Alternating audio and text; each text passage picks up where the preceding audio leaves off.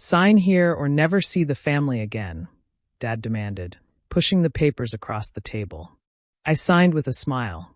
Next morning, their phones exploded. Breaking news. Unknown investor acquires controlling stake in family business. Their world collapsed when #the Kingston takeover. The conference room at Kingston & Sons felt more like an execution chamber that morning. 5 pairs of eyes watched me with varying degrees of contempt as I sat at the far end of the mahogany table, my father's ultimatum still hanging in the air like poison. "The papers are quite straightforward, Alexandra," my older brother Marcus said, his voice dripping with that familiar condescension. "You sell your shares back to the family trust at the agreed-upon price. Clean break. Everyone moves on." I looked down at the document before me. 20 pages of legal jargon that essentially erased my stake in Kingston Technologies, the company my grandfather had built from nothing. The company I'd helped transform from a struggling manufacturing business into a tech powerhouse over the last decade. And if I refuse? I asked, though I already knew the answer. Dad's fist hit the table hard enough to make his coffee cup rattle. "Then you're out. No family, no inheritance, no connections. You'll be completely cut off." I studied his face, the face that had once beamed with pride when I graduated top of my class from MIT, before Marcus had convinced him that women shouldn't run tech companies. The face that had smiled in family photos before my mother's death, before his new wife, Amanda, had decided I was a threat to her son's future control of the company. "You're really willing to disown your daughter over this?" I kept my voice steady, professional. The same voice I'd used in countless board meetings while Marcus took credit for my innovations. "You brought this on yourself," Amanda cut in, her perfectly manicured hand resting possessively on Dad's arm. "If you just played your role, accepted the position we offered." "Ah, yes, the position. Head of Community Relations. A fancy title for planning charity galas and posing in press photos. Never mind my patents, my technical expertise, or the fact that I'd developed the quantum processing architecture that now powered Kingston's most profitable product line. The price is more than fair," Marcus added, sliding a pen toward me. $10 million for your shares. Most people would jump at that offer. I picked up the pen, weighing it in my hand. $10 million for shares worth at least 50 times that amount. Shares that represented 15 years of my life, countless sleepless nights, and innovations that had transformed the industry. "And Tommy?" I asked, thinking of my younger brother, the only one who had ever supported my role in the company. "Where is he in all this?" "Tommy understands what's best for the family," Dad growled. "Unlike some people."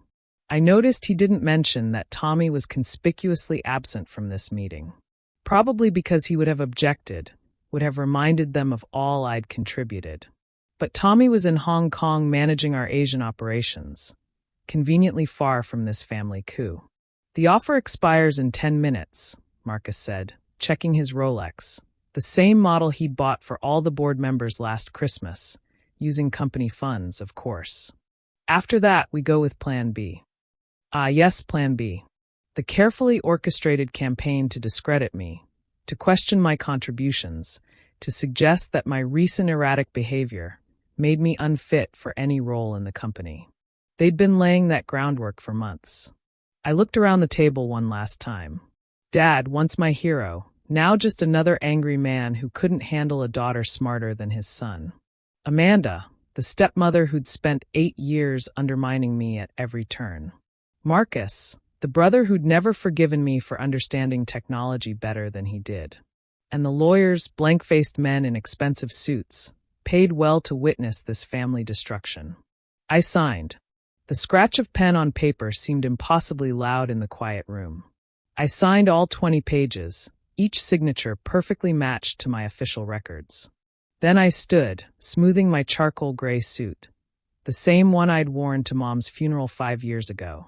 Wonderful, Amanda practically purred. Now we can all move forward. Yes, I agreed, gathering my things. We can. Marcus was already reaching for the papers, probably eager to file them before I could change my mind. Security will escort you out. Your office has already been cleared. Of course it had. They'd probably started packing it up the moment I entered the building. One question, I said, pausing at the door. Did any of you actually read the quarterly reports I submitted to the board? The technical documentation? The patent filings? Dad waved his hand dismissively. That's what we have teams for, right? I nodded. Teams. Of course. I left them there, followed the security guard through the building I had practically lived in for the past 15 years. Past the R&D labs where I'd developed the technologies that had saved the company. Past the engineers who looked away, ashamed or afraid to meet my eyes. Past the wall of awards, many of them bearing my name, though I noticed those were already being taken down. In the lobby, I paused to look at the massive portrait of my grandfather, the company's founder. He'd always said that in business, like in chess, you had to think 5 moves ahead. I wondered what he'd think of today's game. My phone buzzed as I reached my car. A message from my real lawyer, not the family-approved one who'd witnessed the signing. Everything in place. Countdown starting now.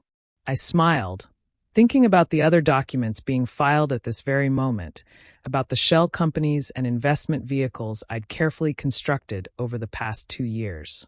Ever since I'd first noticed Marcus's growing influence over Dad, about the trades that would start executing automatically at midnight.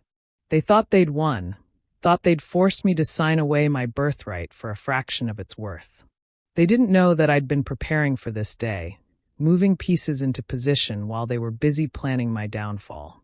They'd forgotten the first rule of technology: always have a backup plan. And mine was about to change everything. I started my car, not the flashy sports car Marcus drove, but a subtle electric vehicle packed with my own modifications.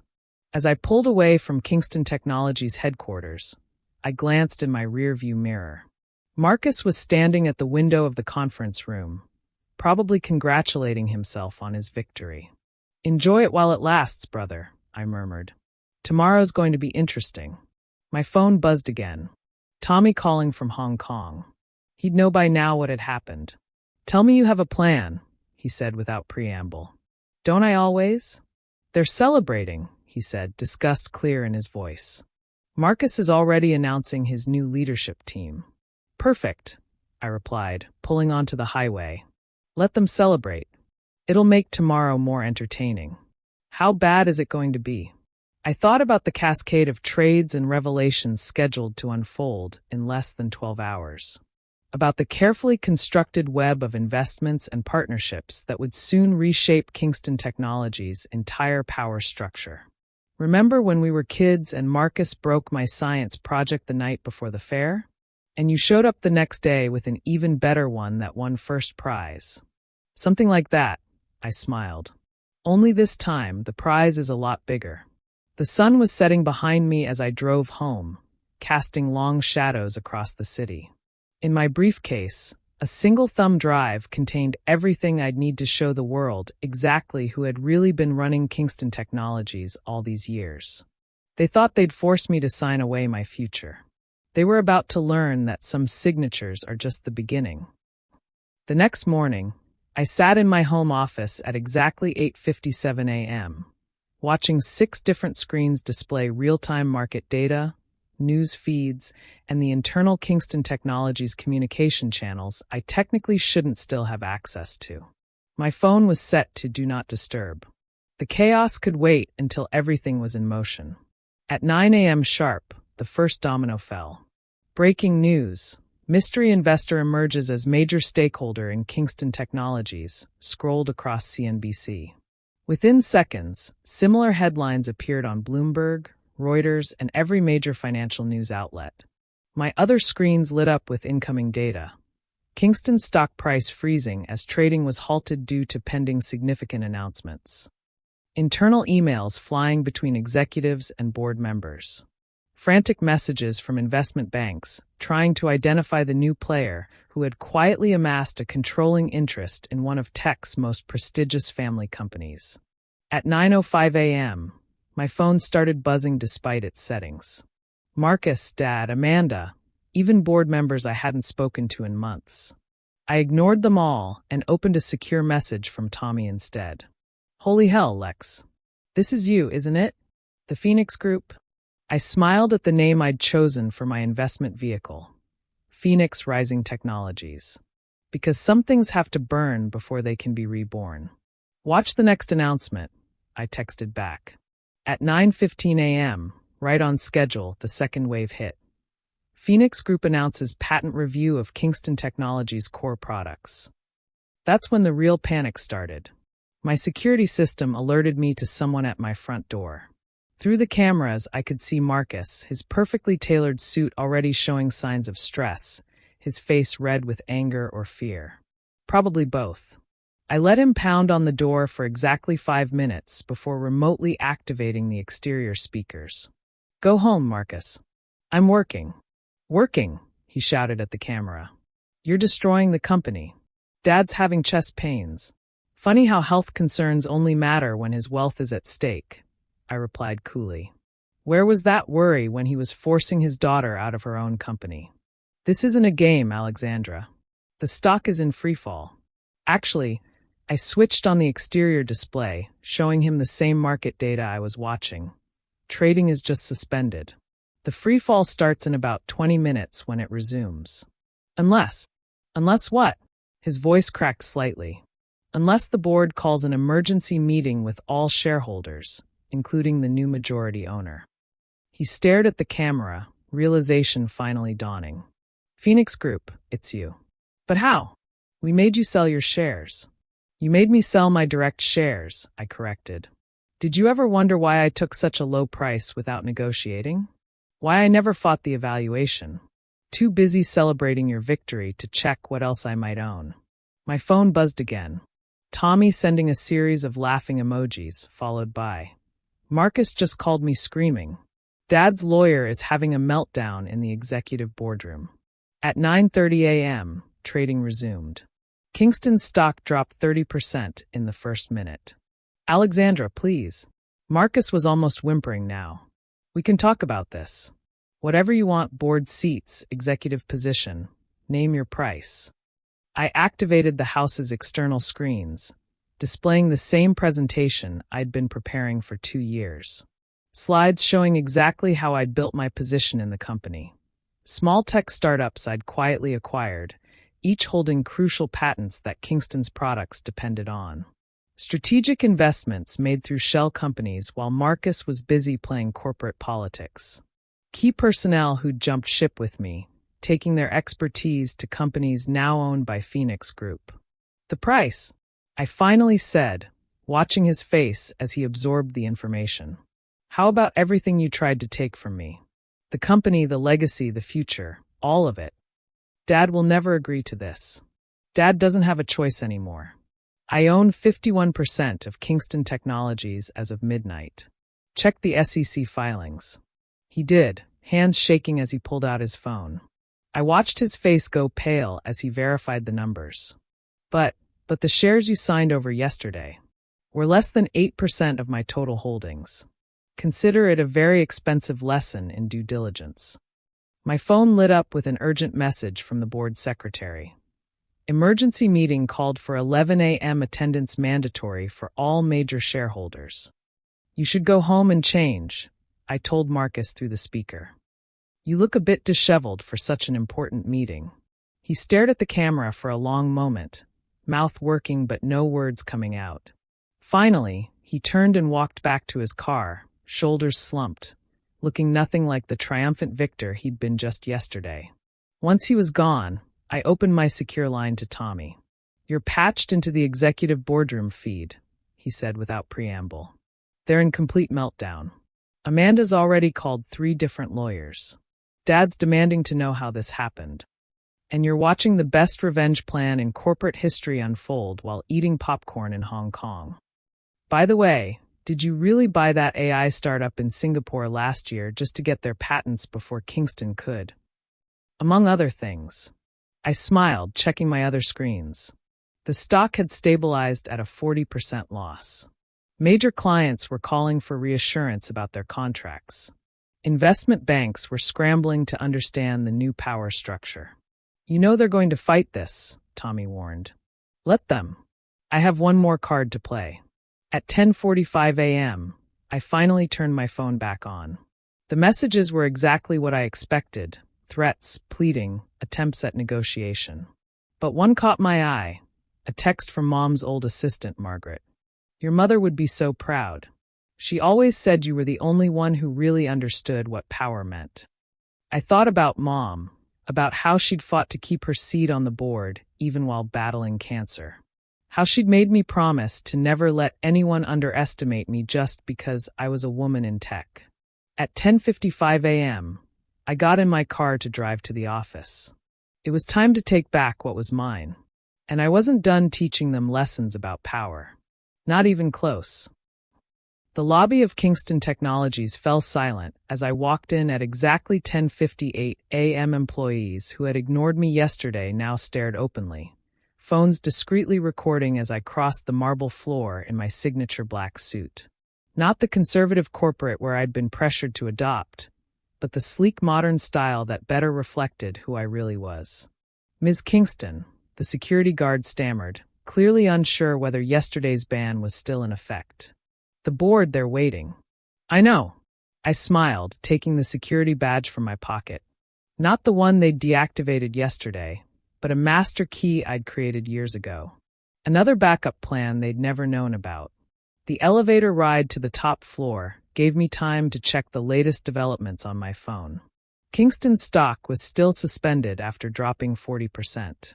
3 major institutional investors had demanded emergency meetings, and #KingstonCrisis was trending on Twitter with tech journalists piecing together the story of how an ousted daughter had orchestrated the biggest corporate takeover of the year. The boardroom doors opened to chaos. Dad was red-faced, shouting into his phone. Amanda sat rigid in her chair, 3 lawyers hovering around her. Marcus paced by the windows, looking like he hadn't slept.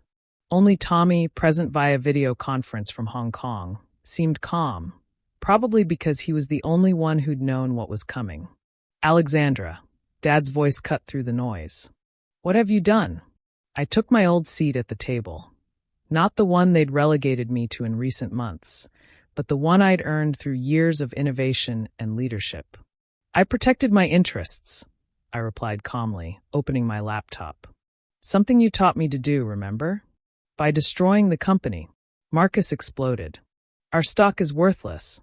Temporarily devalued," I corrected, "which creates an excellent buying opportunity for investors who understand the company's true value." Speaking of which, I activated the room's main display, showing a comprehensive presentation of Kingston's technical infrastructure. Every patent, every innovation, every piece of intellectual property that made the company valuable. "Let's talk about what really powers Kingston Technologies." I began, but Amanda cut in. "We don't have time for technical presentations. We need to stop this attack on our company." "Your company?" I raised an eyebrow. "Let's clarify ownership, shall we?" Another slide appeared, a complex web of investment vehicles and holding companies, all leading back to Phoenix Group. My lawyers had spent months making this diagram clear enough for even Marcus to understand. "As of midnight," I continued, "Phoenix Group owns 51% of Kingston Technologies. Additionally, through various subsidiaries, we control patents crucial to 78% of Kingston's product line." "Impossible," Dad whispered, but I could see the fear in his eyes. He was finally starting to understand. "The shares you forced me to sell yesterday represented only a small portion of my holdings. While you were busy planning my removal, I was building something bigger, something you couldn't take away." "The board won't stand for this," Marcus declared, but his voice lacked conviction. "The board," I smiled, "is about to learn some interesting facts about recent management decisions. For instance, the real reason our Asian expansion struggled last quarter." Tommy, my younger brother's face filled one screen as he held up a folder. Full documentation of Marcus's failed attempts to override Alexandra's technical specifications in favor of cheaper alternatives. Cost to company, approximately $140 million. Marcus went pale. "You kept records?" "I keep everything," I said quietly. "Every meeting where you took credit for my work. Every time you undermined my authority. Every decision that put your ego ahead of the company's success. Alexandra, Dad started, his tone shifting to the one he used for business negotiations. Surely we can discuss this as a family. Family? I laughed, but there was no humor in it. Was it family when you threatened to disown me? When you let your wife systematically undermine me? When you chose Marcus's ambition over my expertise? I pulled up another document, the original company charter written by my grandfather. Kingston Technologies will always prioritize innovation over politics, merit over privilege, vision over tradition, I read aloud.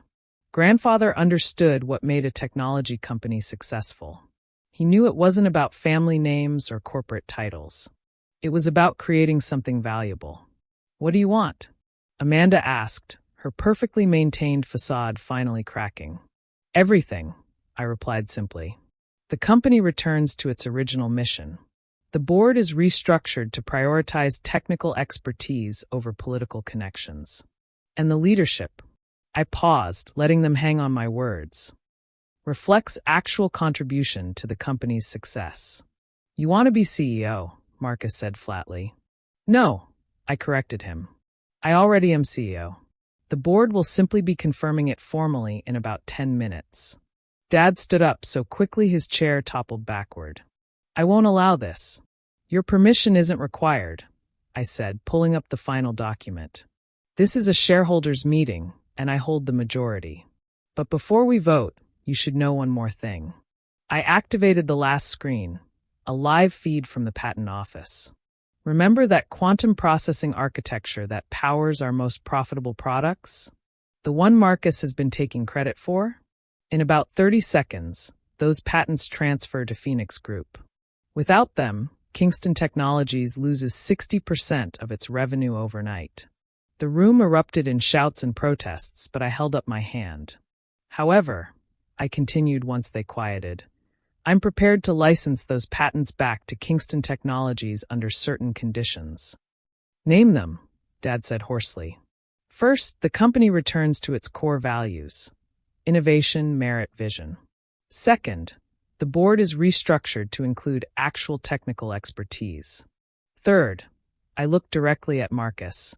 Everyone's contribution is properly credited and compensated. And if we refuse? Amanda challenged.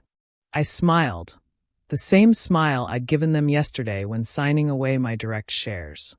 Then Phoenix Group launches its own tech company using all the patents and innovations I developed. Kingston Technologies becomes nothing but an empty shell with a famous name. The choice was clear. It took exactly 17 minutes for the board to vote me in as CEO. Marcus was relegated to a non-executive position. Dad became chairman emeritus, a title with prestige but no real power. Amanda and her lawyers left quietly, their influence evaporating with their access to company resources. As the board filed out, Tommy's voice came through the video link. That was the most beautiful corporate takedown I've ever seen. I looked around the boardroom, my boardroom now, the place where just yesterday they'd tried to force me out of my own company. It wasn't about revenge, I said, though part of me knew that wasn't entirely true. No, Tommy agreed. It was about justice, about building something they couldn't steal or destroy. My phone buzzed with breaking news. Kingston stock was trading again, now up 10% on news of the leadership change. The market, it seemed, approved of having an actual innovator in charge. Dad lingered at the door, looking older than I'd ever seen him. Your mother, he said quietly. She always said you were the one who truly understood what Kingston Technologies could be. She was right, I replied, not looking up from my screens. She usually was. He nodded once and left, leaving me alone in the room where just 24 hours ago they'd thought they'd won. I pulled up the company's project dashboard, already planning the changes needed to return Kingston Technologies to its innovative roots. There would be time later for family reconciliation, for healing old wounds. But right now there was work to do, real work, the kind that changes industries, that builds futures, that creates legacies worth fighting for. They'd forced me to sign away my shares, thinking that paper could erase my contribution, my vision, my right to lead.